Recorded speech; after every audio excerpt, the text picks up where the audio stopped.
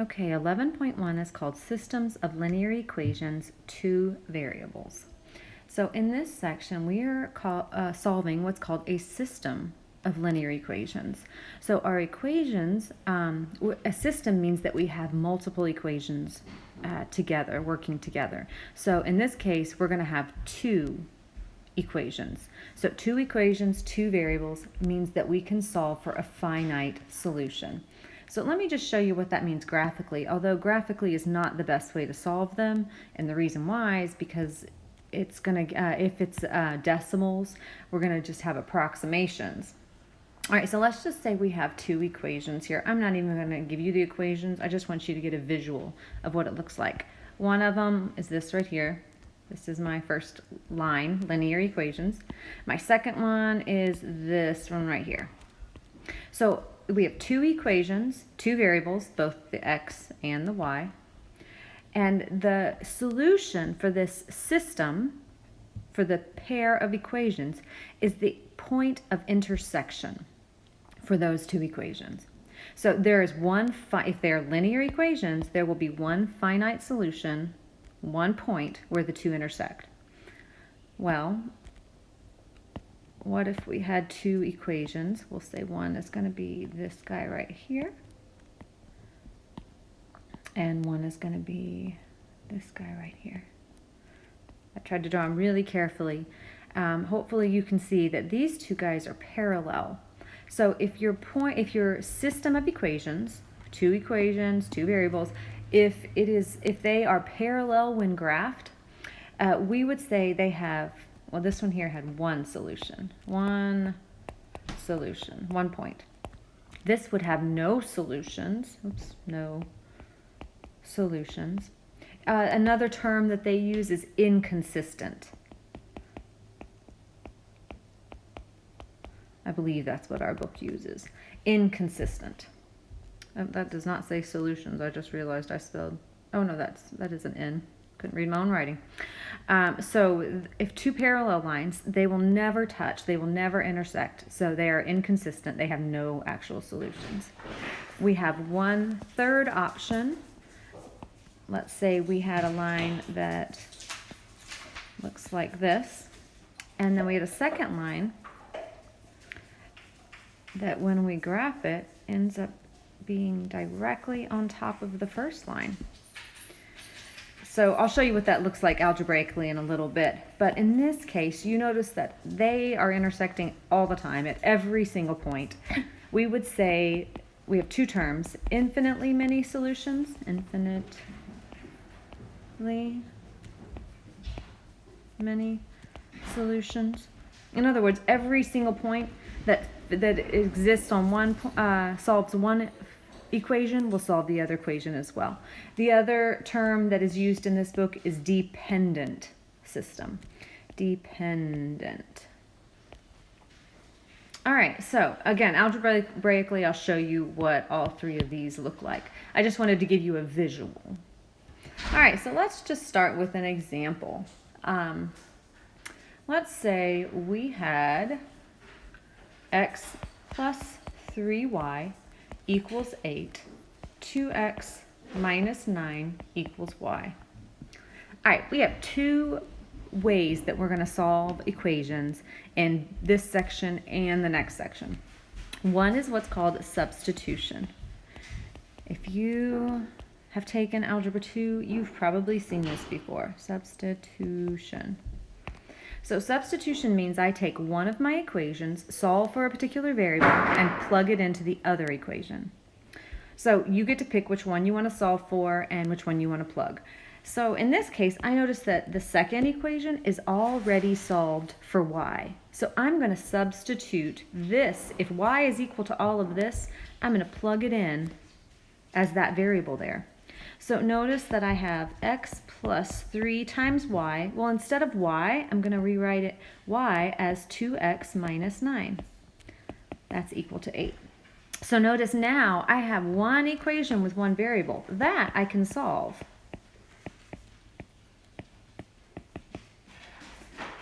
Right? Okay, so we've got 7x, when we combine like terms, is equal to 35. that means that x is going to be 5. So we have found the x point where these two would cross, where they would intersect. Now to find the y, we're going to plug it into one of the other equations. It does not matter which one because you should get the same solution for both of those. So let's plug it into the first one. The first one is x plus 3y equals 8. So let's plug in 5 for our x. 5 plus 3y equals 8. Solve for y. 3y equals 3 means that y equals 1. Which means that the solution set for these two equations, this system of equations, would be 5, 1. If I were to graph them, they would intersect at this point. Graph it on your graphing calculator and confirm that.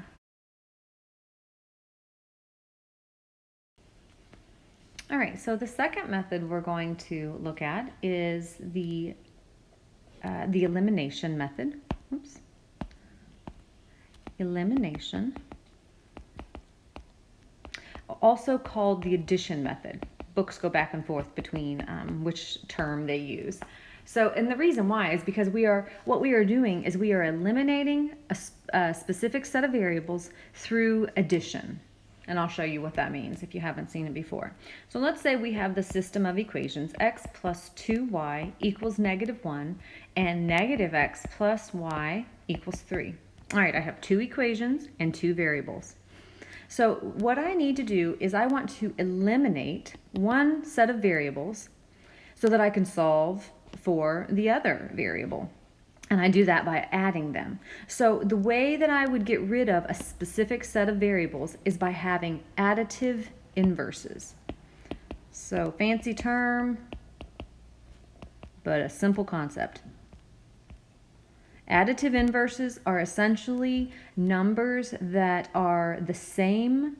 The absolute value would be the same, so the number is the same, but the sign is the opposite. So for instance, we have +2 and -2. When you add them together, they get 0. -4/7 and +4/7. Additive inverses, same number, opposite signs. All right, so you have to ensure that you have additive inverses for one specific set of variables. So if we were in class, I'd ask you, do you notice which set of variables are additive inverses? Hopefully, you recognize that the x's both have a coefficient of 1. Well, this one is a 1, and this is a -1. So that means when I add these two equations together, my x's will cancel, and I'll be left with 3y is equal to 2. So that means that y would be 2/3. All right, so I have solved for y. So I am going to plug back into one of the equations to get my x. This process is exactly the same as the last section. So if I plug back in, let's say I'll do it in the second equation. It does not matter which one you do it in. -x plus y equals 3. I don't know why I chose that one. So we're going to plug it in. So -x plus 2/3 is equal to 3, which means that x is equal to -7/3. So our solution set for these two equations right here, where these two would meet, would be x is -7/3 and y is 2/3. This is a good example as to why graphing is not a great method for solving these, because I would not know precise value of these 2 points. I would be guesstimating those. So this algebraically will give you exact values without guessing. All right, so let's do another one. That one was really basic because I didn't have to do any manipulation to my equations, but clearly it is not always going to be that easy. So let's look at an example where I do have to do some algebraic manipulation. So let's say I have 2x minus 7y equals 2, and my second equation is 3x plus y equals -20. All right, so in this case, I want to use the elimination method. You can always choose to use the substitution method if you want. In fact, WebAssign will sometimes specify which method to use, but WebAssign has no clue which way you're doing it. So as long as you're doing it, that's all that matters. But if I honestly prefer the elimination method. So I need to find some additive inverses. So I always look for whichever one looks, the easiest. So in my x's are 2 and 3. My y are -7 and 1. So I recognize that if I were to multiply through my second equation by +7, notice how that would give me a 7y, which would be the additive inverse of the -7y. So remember, algebraically, I can multiply through by a constant as long as I multiply every single term. So in the second equation, I would get 21x plus 7y equals -140. All right, well, my first equation was 2x minus 7y equals 2. I don't have to do anything to that guy. So just to let you know, there are times I have to multiply both equations by a constant. If, for instance, if I was trying to get rid of my x's, I would have had to multiply the top number by, if we were in class, I'd ask you to answer. This would be -3, and this would be +2, maybe. Or, it doesn't matter which one's negative. That could be +3, and that could be -2. All right, so if I'm going back to where I was, if I want to add these two together to eliminate my y's, notice the +7y and the -7y cancel. I have 23x is equal to -138. All right, so I have to solve for x. Divide both sides by 23. 23, this will give me -6. All right, so then solving for my y, exactly like before, plug it back into the original. Doesn't matter which one you choose. I'll do the second, I don't know why. 3 times x is -6, plus y equals -20, which means -18 plus y equals -20. Add 18 to both sides, y will be -2. So my solution set for those two equations is -6, -2.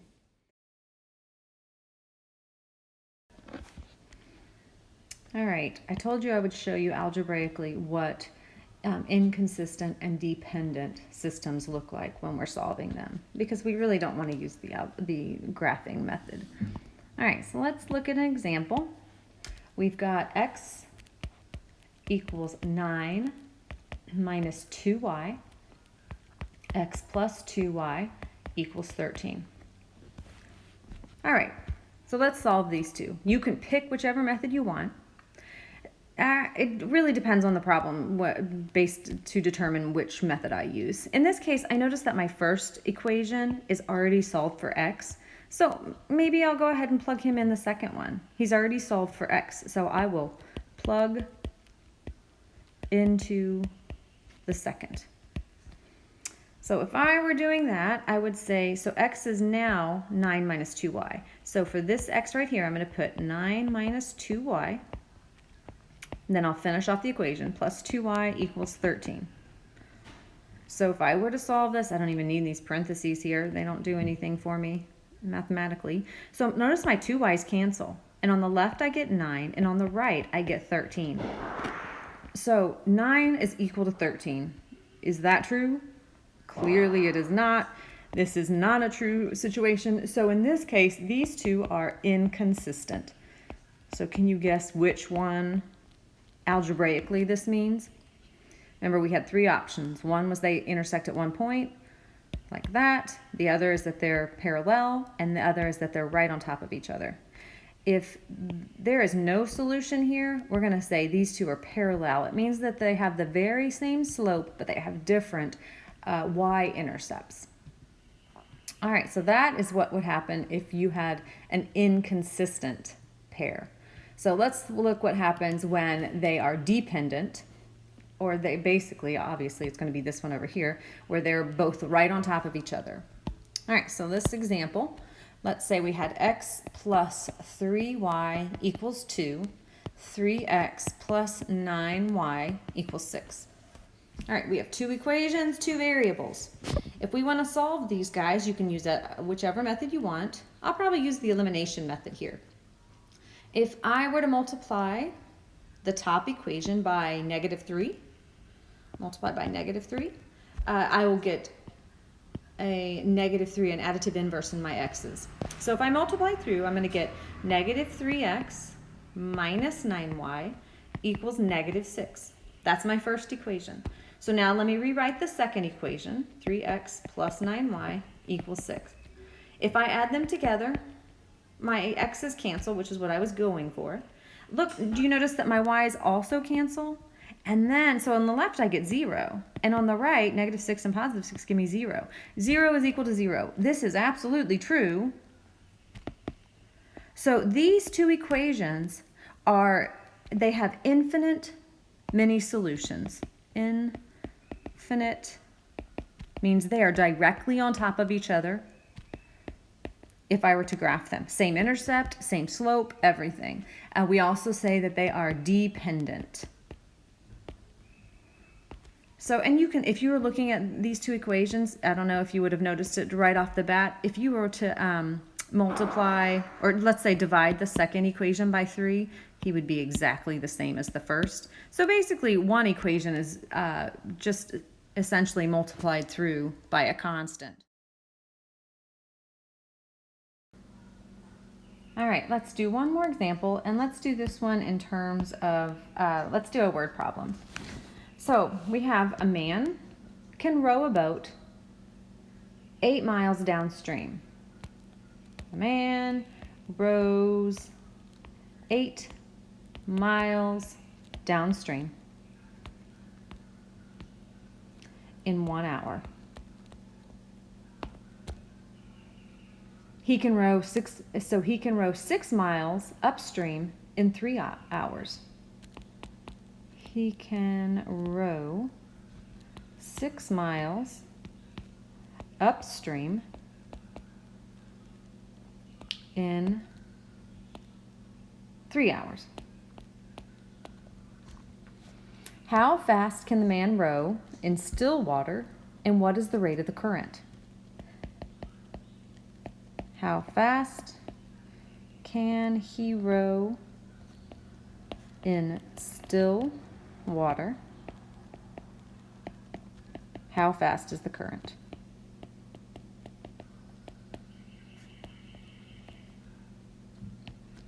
All right, so the systems of equations are helpful when solving word problems that require multiple information to be found. So in this case, let me show you how to go about setting this up. We have to know that distance is equal to rate times time. So in the first one, he is rowing downstream. So we have two variables here. We have his row speed.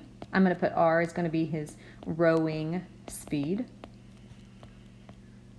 And the other force that's working is the current speed. Those are our two variables. The rowing speed, his ability to row, how fast he can row, and the current, whether the current is going with us or going against us. The current is going to affect how fast he is able to row. So in the first one, he's rowing downstream. So he has his rowing speed plus the current speed working with him. So this will be 8. All right, and the second one, we have, and that's because he can do this in 1 hour. So this right here is going to be his rate. That's his rate. His time in this case was 1 hour. I don't even need to put the 1, but this would be his distance in the first equation. In my second equation, I'm going to use the very same setup. D is equal to rate times time. So in my second equation, the time is 3 hours. Time is 3.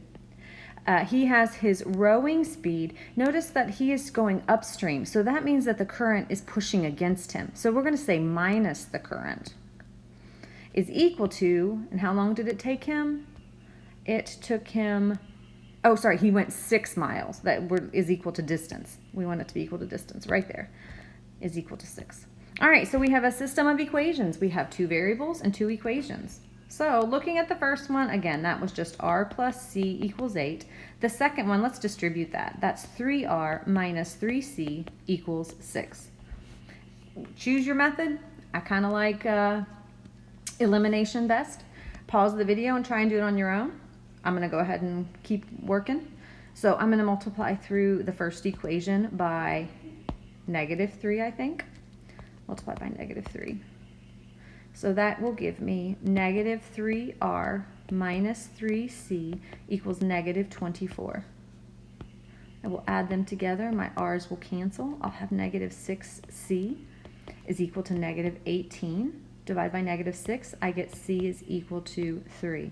So the speed of the current is 3 miles per hour. Then to find the speed of his rowing, I'm going to plug back into that guy right there. So r plus c, c is 3, is equal to 8. That means r must be 5.